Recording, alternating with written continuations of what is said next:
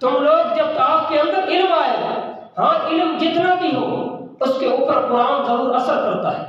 علم کم ہو پھر بھی جب قرآن پڑھا جائے تو اس کے اوپر اثر کرتا ہے، لیکن راسخون فی العلم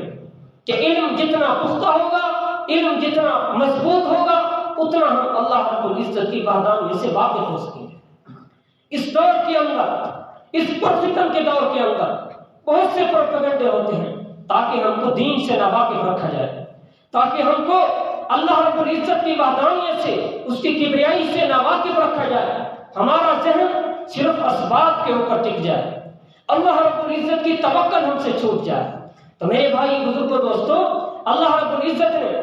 آج کل تو ایسے بھی فرقے آئے جنہوں نے اس چیز کا بھی انکار کر دیا کہ قبر کے اندر کچھ عذاب نہیں، قبر کے اندر کچھ نہیں ہے، قبر کے اندر کیڑے بھی نہیں، قبر کے اندر مکوڑے بھی نہیں، قبر کے اندر اژدہا بھی نہیں ہے، قبر کے اندر آگ کے انگارے بھی نہیں ہے۔ ابھی تو کس کی بات مانتا ہے؟ تو جو کہتے ہیں قبر کے اندر اژدہا نہیں، قبر کے اندر کیڑے نہیں، قبر کے اندر مکوڑے نہیں، قبر کے اندر اللہ کا اپنا عذاب نہیں آتا، تو کس کی بات مانتا ہے؟ کہتے ہیں میں اپنی سائنس کی بات مانتا ہوں، میں اپنے ڈاکٹروں کی بات مانتا ہوں جنہوں نے مجھے بتلایا کہ 3 دن کے بعد اس کی ڈیڈ باڈی ختم ہو جاتی ہے، قبر کے اندر عذاب نہیں ہوتا، قبر کے اندر اژدہا نہیں ہے۔ تو اس نے کہا کہ آپ اس سائنس کی بات مانتے ہو جو تمہیں ابھی بتاتی ہے قبر کے اندر اژدہا نہیں ہے۔ وہ پھر ہم سے سوال کرنے لگا کہ آپ کس کی بات مانتے ہو کہ قبر کے اندر اژدہا ہے، قبر کے اندر اللہ کا عذاب ہے، قبر کے اندر کیڑے ہیں، قبر کے اندر مکوڑے ہیں؟ پھر ہم نے ان کو بتلایا کہ ہم تمہیں بتاتے ہم کس کی بات مانتے ہیں، ہم اس محمد رسول اللہ کی بات مانتے ہیں کہ 1000 سال پہلے تورات اور زبور انجیل کے اندر یہ بتلا دیا گیا تھا کہ آنے والے نبی کے بعد ایسے ہوں گے، آنے والے نبی کا مکہ ایسا ہوگا، آنے والے نبی کا مدینہ ایسا ہوگا، آنے والے نبی کے پاؤں ایسے ہوں گے، آنے والے نبی کی آنکھیں ایسے ہوں گی، آنے والے نبی کا سفر ہجرت ایسا ہوگا۔ بلکہ بات یہاں بھی نہیں رکی، آگے بھی بتلا دیا کہ آنے والے نبی کا ابو بکر ایسا ہوگا، آنے والے نبی کا عمر ایسا ہوگا، آنے والے نبی کا عثمان ایسا ہوگا، آنے والے نبی کا علی ایسا ہوگا۔ ہم تو اس کی بات مانتے ہیں۔ آپ کی سائنس اگر اتنی ترقی کر چکی ہے تو وہ آئے ایک دن کے اندر ایک لڑکی اور لڑکے کا نکاح پڑھاتے ہیں، وہ ہمیں صرف 9 مہینے کے بعد اتنا بتا دے، اسی ٹائم جس سے ہم نکاح پڑھائیں کہ 9 مہینے کے بعد اس کو بچہ پیدا ہوگا یا بچی پیدا ہوگی۔ اور پھر سائنس والے فرماتے ہیں کہ ہم نے ترقی تو کی ہے لیکن اتنی ترقی تو نہیں کی کہ ہم آپ کو بچے اور بچی کا بتا سکیں۔ تو پھر ہم نے کہا کہ آپ کی بات ماننی اتنی ضروری ہے لیکن شریعت اور قرآن کے اوپر آپ کی بات کو مقدم کرنا ضروری نہیں ہے۔ تو جو شریعت مطہرہ جس بات کا کہتی ہے ہمیں اس بات کا ماننا چاہیے۔ ہمیں تو اس شریعت نے آپ صلی اللہ علیہ وسلم کے آنے کا 1000 سال پہلے بتلا دیا، بلکہ اتنا بھی بتلا دیا کہ آپ صلی اللہ علیہ وسلم کا ابو بکر کیسا ہوگا۔ حضرت ابو بکر رضی اللہ تعالی عنہ ایک دفعہ شام کے علاقے میں جب وہاں پہنچے، تجارت کے لیے گئے ہوئے تھے، تو گھوڑے کے اوپر سوار تھے، ایک شخص سامنے سے آتا ہے اور پوچھتا ہے انت ابو بکر؟ فرماتے ہاں میں ابو بکر ہوں، قریشی ہوں؟ فرمایا جی ہاں۔ فرمایا ذرا نیچے اترو، مجھے بوسہ تو دینے دو۔ فرمایا کہ میں آپ کو پہچانتا نہیں ہوں، میری آپ سے وقفیت نہیں ہے، میرا آپ سے تعلق نہیں ہے، آپ مجھ سے بوسہ کیوں لینا چاہتے ہو؟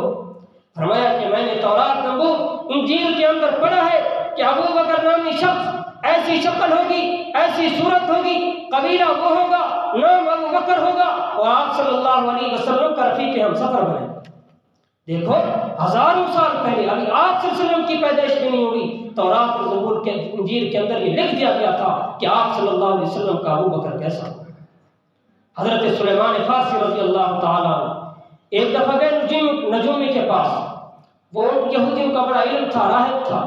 تو ان سے پوچھا، ان سے گئے کچھ علم سیکھنے کے لیے، علم کی تڑپ تھی کہ میں جاتا ہوں ان سے علم سیکھتا ہوں۔ تو جب وہاں پہنچے تو اس نے ان کو کہا کہ مکہ کے اندر نبی آخر الزمان محمد صلی اللہ علیہ وسلم کی ولادت ہونے والی ہے، ان کی پیدائش ہونے والی ہے، آپ وہاں جا کر ان سے علم سیکھیں۔ تو حضرت سلیمان فارسی رضی اللہ تعالیٰ وہاں سے چلتے چلائے مکہ کے اندر آئے، اور مکہ کے اندر ایک بادشاہ کے پاس ایک مالک کے اپنا غلام تھے، ان کے ہاں کام کیا کرتے تھے، لیکن اس راہب نے، یہودی عالم نے اس کو 3 نشانیاں بتلائی تھی کہ سب سے پہلی نشانی یہ ہے کہ آپ ان کو کھجور، جب آپ ان کو صدقے کی کھجور دیں گے تو وہ صدقے کی کھجور جب ان کے ساتھی قریب بیٹھے ہوں گے تو ان کو کھلا دیں گے، وہ خود نہیں کھائیں گے، اور اپنے بیٹوں کو نواسوں کو بھی صدقے کی کھجور کبھی نہیں کھلائیں گے، نہ خود کھائیں گے، بلکہ جو ان کے ساتھی صحابہ کرام رضوان اللہ تعالی علیہم اجمعین ہوں گے وہ کھا لیں گے۔ دوسری نشانی یہ ہے کہ جب آپ ان کو ہدیے کی کھجور پیش کریں گے تو وہ ہدیے کی کھجور خود بھی تناول فرمائیں گے اور صحابہ کو بھی کھلائیں گے۔ فرمایا تیسری نشانی کون سی ہے؟ اس میں تیسری نشانی حضرت سلیمان فارسی رضی اللہ تعالیٰ عنہ کو بتلائی کہ تیسری نشانی آپ صلی اللہ علیہ وسلم کے کندھے کے اوپر مہر نبوت ہوگی۔ تو حضرت سلیمان رضی اللہ تعالیٰ عنہ فارسی جب مکہ کے اندر آئے اور باغ کے اندر درخت کے اوپر چڑھے ہوئے کھجور توڑ رہے تھے، اور نیچے جو وہ اپنا بادشاہ وہ کھڑے تھے کفار مکہ، وہ آپس میں باتیں کر رہے تھے، وہ کہہ رہے تھے کہ یار مکہ کے اندر ہم نے سنا ہے ہمارے شہر کے اندر ایک اپنا نبی صلی اللہ علیہ وسلم کی ولادت ہوئی، اب اس نے ختم نبوت کا کیا ہے اس کے اوپر تاج رکھا گیا، انہوں نے کہا کہ میں نبی محمد صلی اللہ علیہ وسلم ہوں، آؤ میرے اوپر ایمان لے آؤ۔ وہ آپس کے اندر یہ باتیں کر رہے تھے تو حضرت سلیمان فارسی رضی اللہ تعالیٰ عنہ کھجور سے وہیں سے ہاتھ چھوٹا اور نیچے گر پڑے۔ تو انہوں نے کہا سلیمان ہم نے آپ کو تو کچھ نہیں کہا، آپ اپنے کام میں چلے، اپنا کام کریں، ہم تو ایسے آپس میں باتیں کر رہے تھے۔ تو حضرت سلیمان فارسی رضی اللہ تعالیٰ عنہ کو معلوم ہو گیا کہ اب آپ صلی اللہ علیہ وسلم مکہ کے اندر پہنچ چکے ہیں۔ تو حضرت سلیمان فارسی رضی اللہ تعالیٰ عنہ ایک دن جگہ کا پتہ لگا کہ فلاں جگہ آپ صلی اللہ علیہ وسلم مقیم ہیں، ان کے صحابہ بھی فلاں جگہ پہ رہتے ہیں۔ تو حضرت سلیمان فارسی رضی اللہ تعالیٰ عنہ وہاں سے چلے اور صدقے کی کھجور بھی ساتھ تھی، اور صدقے کی کھجور آ کے آپ صلی اللہ علیہ وسلم کی خدمت میں پیش کی۔ فرمایا یا رسول اللہ یہ صدقے کی کھجور ہے، آپ کھا لیں۔ آپ صلی اللہ علیہ وسلم نے وہ صدقے کی کھجور خود نہیں کھائی لیکن صحابہ کو کھلا دی۔ حضرت سلیمان نے فرمایا کہ ایک نشانی تو پوری ہوگی نبی آخر الزمان کی۔ اب دوسری نشانی پھر چلے گئے، کچھ دن کے بعد پھر واپس آئے اور آپ صلی اللہ علیہ وسلم کو کھجور ہدیہ کی۔ فرمایا یا رسول اللہ یہ صدقے کی کھجور نہیں ہے، یہ میں آپ کو ہدیہ کروں۔ آپ صلی اللہ علیہ وسلم نے خود بھی کھجور تناول فرمائی اور ساتھیوں کو بھی کھلا دی۔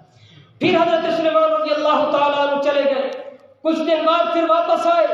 اب دو نشانیاں تو پوری ہو گئیں لیکن اب نبوت کا روپ